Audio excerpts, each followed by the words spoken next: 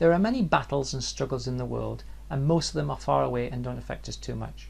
However, there is a perennial struggle that goes on inside you which affects you on a moment by moment, day by day basis, and it's this. It's the struggle between your external reality and your internal reality. By that I mean that we live in what we'll call the external world. That, I'm sitting on this chair in my study and I'm recording this video.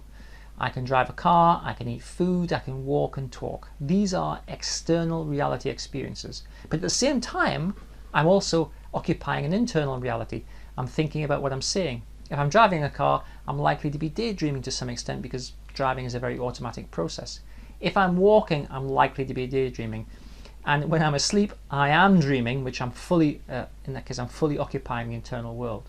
So we're always, we have one foot in the external world and one foot in the internal world. That's okay, except if we become unbalanced, if we're too far in the external world, that causes problems. And if we're too far in the internal world, that causes problems. If we're too far in the external world and we're not really aware of our internal world, our psychological phenomena, for instance, then what often happens is you still have things like stresses and strains, you still have negative thoughts and beliefs, you still have negative phenomena, but if you're not aware of them, what happens is that they often turn out to be physical symptoms like chronic pain, IBS, fibromyalgia, other kinds of somewhat mysterious problems that don't seem to have a psychological aspect to them, and they're not easily treated by any kind of medical intervention. If we're too located in the internal world, then we have all sorts of psychological problems, of course, like stress, depression, anxiety, panic. We can also have physical symptoms, we can have pain, we can have lots of other things which detract from our happiness and well-being. So what we have to do is we have to find a place that is balanced. Take a look at this picture. You can see that I've drawn out the external reality and the internal reality, and then of course we have the cursor along the bottom here, which is your setting. Now you can have some control over where your setting is.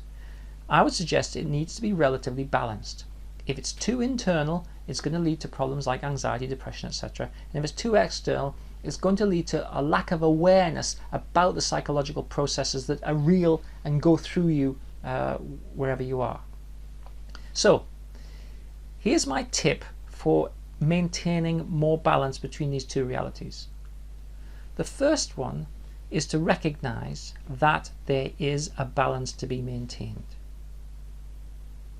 Now, if you were someone who didn't exercise at all, and you were getting back pain and muscle pain, a doctor might say to you, well, you need to exercise, and you might go, okay, yeah, I get that, I don't do any exercise, I'm having problems, I need to do something about it.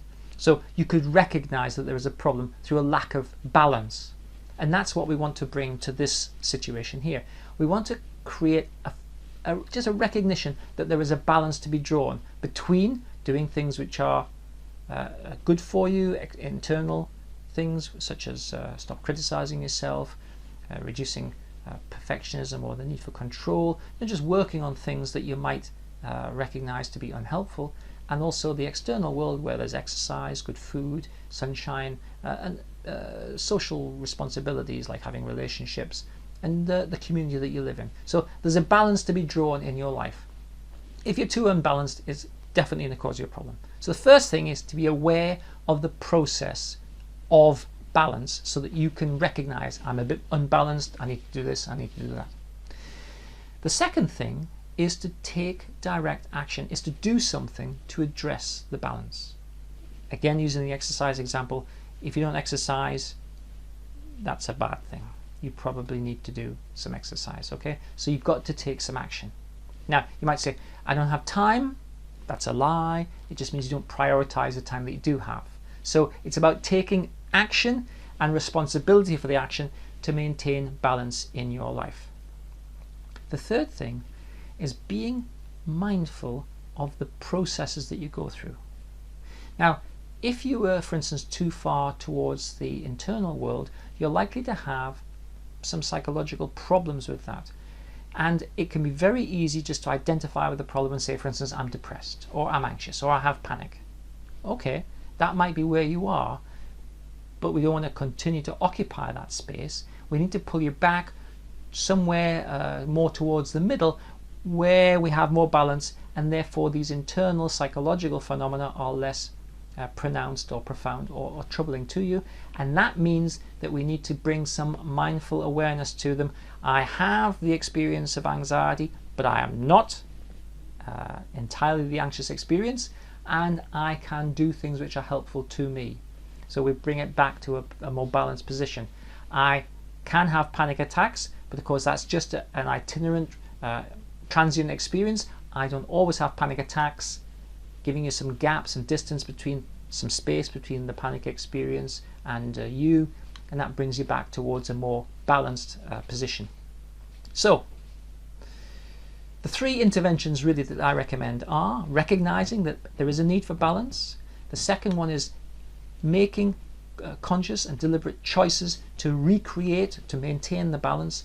And the third one is to be mindful that the experiences you're having are not the only experience that you could have, and that you can change this experience and it will not persist forever. So I think this is the most important struggle that we can engage in. More important than anything else, because this directly affects your moment by moment experience. I would suggest that you just draw this out, or perhaps copy this slide and just put it somewhere and refer to it from time to time, and ask yourself, am I in balance or am I out of balance? And in which case, if you're out of balance, do those 3 steps to bring yourself back into some kind of balance. Thanks for taking the time to watch and listen. I'm Dr. David Purvis.